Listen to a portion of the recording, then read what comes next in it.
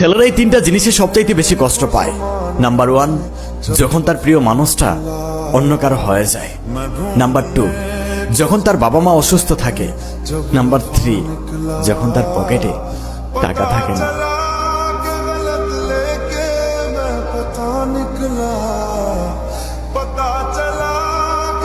ছেলেদের ভালোবাসা বোঝার 5টি উপায়।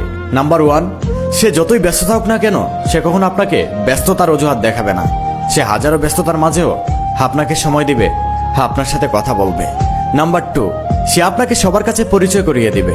সে আপনার পরিচয় কারো কাছে দিতে লজ্জা পাবে না, এমনকি সে আপনাকে তার পরিবারের সাথেও পরিচয় করিয়ে দিবে।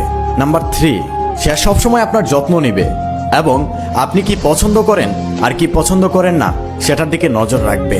নাম্বার 4, আপনি যদি তার উপর রাগ করে থাকেন, তাহলে সে আপনার রাগ ভাঙানোর আগ পর্যন্ত পুরো অস্থির হয়ে যাবে, পাগলের মতো হয়ে যাবে।